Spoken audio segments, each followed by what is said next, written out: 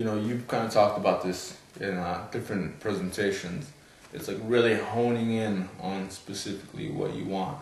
Because if you don't know what you want, you'll end up with whatever.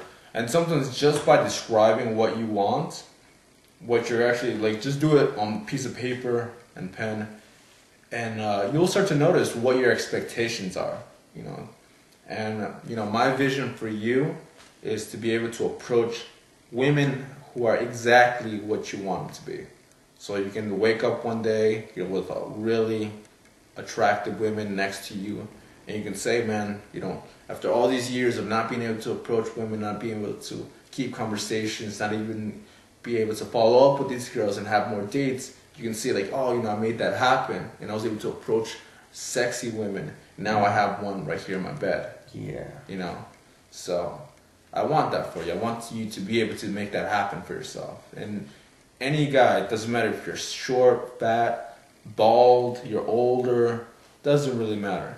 If you master these qualities, if you start to express yourself more, if you start to use these communication and these skills, you'll be able to make it happen. It's good stuff. Yeah. Mm-hmm. One of my things that I'm really into is handling logistics. And I'm not talking about the simple logistics just of knowing who your target is, where she's going to be at, and what time she's going to be there. I'd say that those are, for me, the most important things. But even beyond that, the fact of having a condom with you and just being ready. A certain thing that I do every time before I go out is make sure that there is a condom in my pocket or in my wallet. And I like to always make sure that I have at least 2 condoms on my person. One for me, one for my wingman in case he forgot it. That's something that that I expect from my wings because they expect it from me. There is a time that a friend of mine, we opened a 2-set. Hot girl, fat girl. I was isolating the fat girl. I helped him build attraction, AI'd him, DHV'd. We knew that he was going to have sex with this girl within, I would say, any minute. And she was just ready to go. She was on vacation. She was here to have fun. He turns around and he gives me this look like, and I knew he didn't have his condom. So I always keep mine in my left front pocket. Pull it out. He's walking arm in arm with this girl. I slipped it right in his back pocket. He gives me that wink like, oh, you read my mind. And a few minutes later, got back to his house. Actually locked his keys in the house.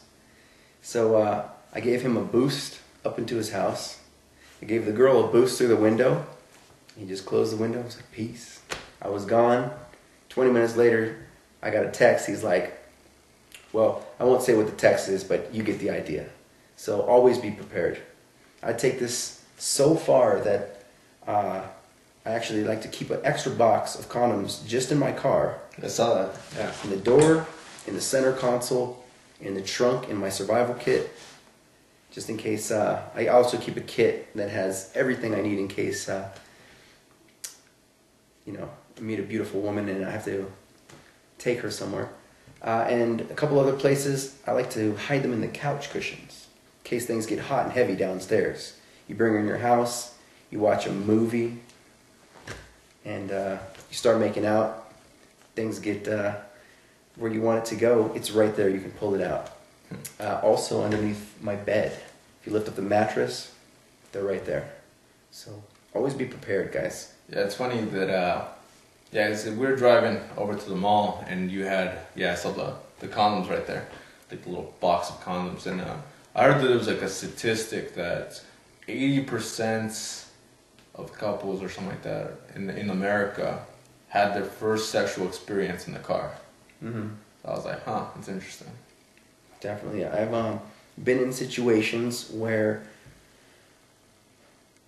just for logistical purposes, I couldn't bring my target back to my house. And she had stuff at her house. I had a roommate at the time. She had roommates or her parents were in town. She was just out. The only place to go was the car in the parking lot. So I also like to park in specific places, specifically if I'm gaming at Town Square. Now, if you notice, if you park out on the outside parking lot, you have cameras on you. If you park upstairs on the roof, you have cameras.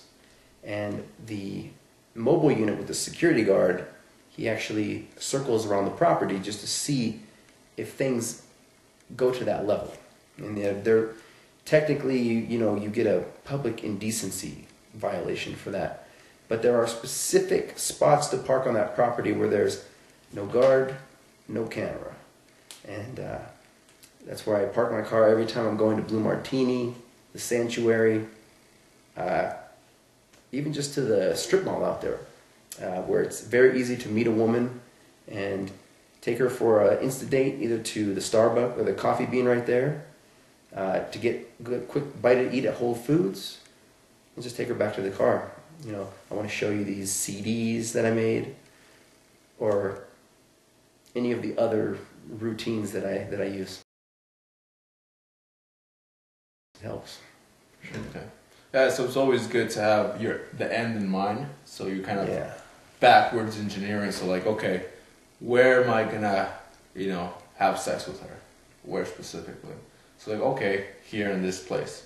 So how do I have to kind of structure everything ahead of time? So we're gonna walk through here. What do I need to step by step so I can know what things need to happen in place to make that happen? So to make it inevitable almost. And it was something I really discovered from bringing girls home from the club, and this is what really hit me as like, this is a much deeper level of game. But when these girls come from out of town, they're drunk, they want to party, they want ecstasy, they just want a good time. But the transition from the club to the cab, for the car, and then from the cab or car to your door, and then from your door to your living room, all these little transitions need to be done smooth. And if you get in the car and there's no music playing, then the mood dies. And since they're drunk, you guys that live out in Henderson or Summerlin are going to have a big issue with this, because they're going to be falling asleep by the time they get down the freeway. And when they wake up disoriented and they look around and say, I don't know where I am. Once the buildings from the strip disappear, the women, their comfort levels they drop. And I found that living closer to the strip, you'll have a lot better chance of keeping the vibe. And one thing I especially like to do before I leave the house, after I get the condom and I'm dressed up and I'm ready to go, I make sure I leave the TV on like a BET channel, or I turn the sound down on the TV and then I turn up the radio so that I have a music mix that will loop in my stereo, so the vibe is still there when I get in. And I have alcohol on the counter so I don't have to dig through in case I need to make a glass. Usually what I like to do is just pull them straight in the door, close the door, take them by the hand, and just go straight to the bedroom. No watching a movie, looking at photo albums. If I'm at her house, I will usually walk into her room and she'll immediately ask, do you want a drink? And I'll just say, I don't drink, nothing right now. And I'll say, which one's your room? And she'll point, and I'll walk right through her house into her bedroom, and I'll sit on the bed. And then she'll peek in and go, what's going on? And then it's just kind of like,